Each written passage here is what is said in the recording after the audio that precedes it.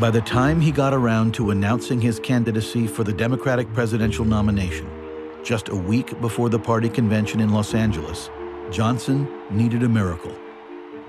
So he pulled out his last best hope. He sent a private investigator to dig up Kennedy's health records.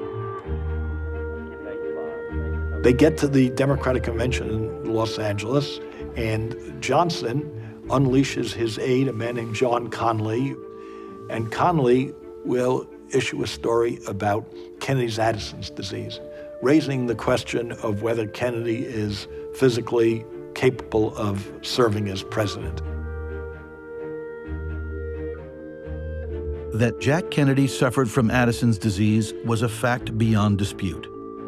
But the Kennedys disputed it. John F. Kennedy does not now, nor has he ever had an ailment described classically as Addison's disease, Bobby claimed.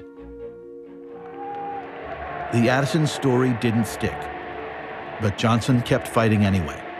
He still couldn't believe Jack Kennedy, of all people, could take the nomination away from him. John Fitzgerald Kennedy is remembered in iconic images, Tales of Camelot, and the turbulent times of the early 1960s. In a new PBS American Experience documentary, producer Susan Bellows explores JFK's life and career as we approach the 50th anniversary of his assassination. The documentary aims to take a critical look at the man whose untimely death made him a martyr. Susan Bellows, thanks so much for joining me today. The thing I thought about when I heard that this was happening, another JFK film with the American Experience, I thought, what more is there to say? I think there was 40,000 books or so written about JFK. Why did you want to make this film? Well, certainly the abundance of material out there about him did at various times give us pause. At American Experience, we had produced 16 presidential biographies, but never one on JFK, in part because we had done a long series about the entire Kennedy family. It did cover his presidency somewhat. And I think even as a series, we sort of put telling his complete story of his presidency and his life on the back burner a bit because there seemed to be so much out there. But when we began to evaluate this a couple of years ago, we realized that there was a lot of new scholarship that had percolated up in the last 8 to 10 years about his health, about the Cuban Missile Crisis, about some of his seminal contributions, about his womanizing. And new archives had opened up, and it really felt like when we looked, there really wasn't a film out there that had kind of taken advantage of that new scholarship and tried to create a more comprehensive portrait of the man in the office. What do you think, for viewers who watch this, what do you want the takeaway to be?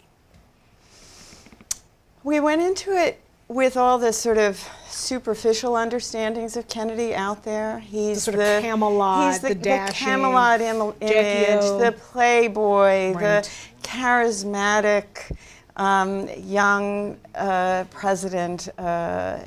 And when you scratch the surface, we became interested in really trying to understand all of the forces that shaped him, and some of the things that defined him that kind of are behind that myth. Really, I mean, one of the most obvious being perhaps that he's got his image is based on the vigor and vitality that he brought to the office, right? And yet he was a man who was in often so much pain that he couldn't even pick up his children. Yeah. And he was dependent on drugs to essentially keep him alive. And so it was interesting to try and go in and explore the real Jack Kennedy in a sense. And one of the things that struck me as I was watching it was that here was a man who very much invented himself. I mean, along with his family and this image, I mean, he sort of had a path laid out for him, but then he was this frail kid who almost died several times, right? As a child, as an adult, and here he is. I mean, it's almost like that Hollywood star system where you change your name and you get plastic surgery and you can become someone else. Well, he certainly had a lot of resources at his disposal, right, to try and do that, and that's not to be underestimated. But it was one of the interesting things to discover for me is just what a work in progress he was as a politician, and how he was not the political natural that we all remember from his presidential years. He became and built himself into what he himself described as sort of the total politician. But when he started out, all the local pals around him in Boston just kind of rolled their eyes and thought, this kid's not going to make it. He was skinny, he didn't know how to speak. He had a high-pitched voice. He did, and if you listen. Right, one of the fun things was we tried to draw in some of the early audio we found of him when he was out promoting the book he wrote that grew out of his college thesis. And he's monotone and just a little bit nasal, and he really studied and worked hard with a lot of coaching from PR agencies and a lot of coaching from his father, who would really spur him on in that way. But he worked very hard at it and mastered it to an extent that, he's kind of defined the, charismatic politician, the celebrity politician. He very much understood the power of television. He did, and I think one of the interesting things for me is we accept that now. Oh yes, of course, he was great on TV, but it's important to note that at that moment in time, no one quite understood what television would be. Right. It was defining itself as a medium, and one of the fun things as a filmmaker, when you're going back and looking at archives, you can see the newscasts. All the three networks were still figuring out what would be a TV show, and how does Ed Murrow ask questions? He's great on radio, but how should we use him in interviews? And they were still figuring it out.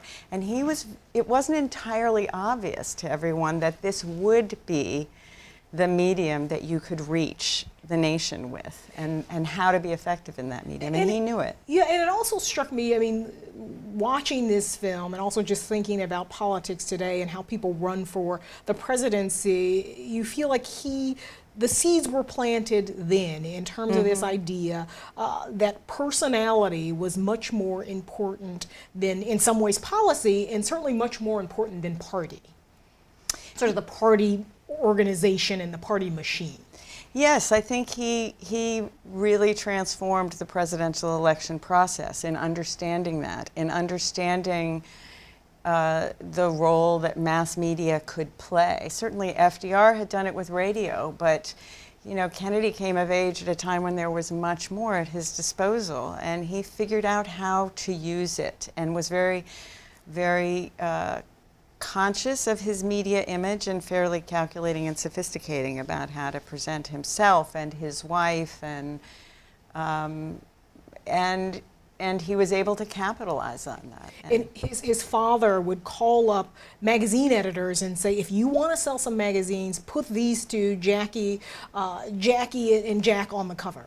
Yes, and that's where you get to the another central truth about him is he had advantages that other people didn't have. Right. He had resources, he had a powerful father. That alone would not have gotten him elected, because he himself began to really understand how to use all those tools. And he took advantage of his father's resources, but by the time he was running for the presidency, I think he was the one sort of calling the shots and making the political calculations about how to run his campaign and what kind of candidate he should be.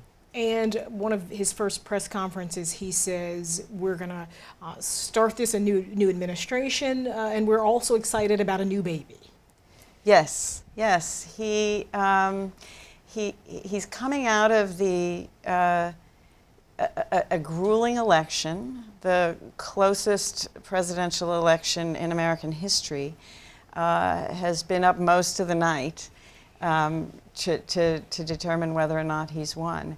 And I think one of the things that I liked, if you really read that speech, he's also sort of acknowledging we've won, we're moving ahead, I'm looking forward to it, but he's kind of acknowledging that he sees some troubled waters ahead. I think, we forget he was entering into an America that was very turbulent. There was a lot on on the horizon, and I think he knew that moving into the office. 1,000 days in the White House. What do you make of his presidency? As you said, he saw things on the horizon, and if you look at what was happening there, foreign policy, not only foreign policy, but also domestic policy, very much choppy waters in terms of what America was facing.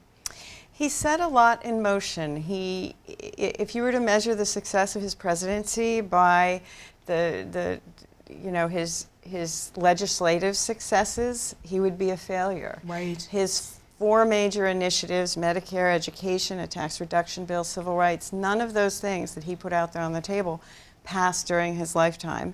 And there's certainly a lot of people who would question whether he ever would have successfully gotten the civil rights bill passed. Right. Historians because LBJ was able to do it because the supreme legislator, right? Because and because Kennedy died, and in because some ways, Kennedy right? died, he was able to use his martyrdom. So certainly, whether he would have in a second term been as successful as Johnson was in getting some of his key initiatives passed is one of the many what ifs of his presidency. But I think he still has had a significant cultural legacy in terms of inspiring Americans to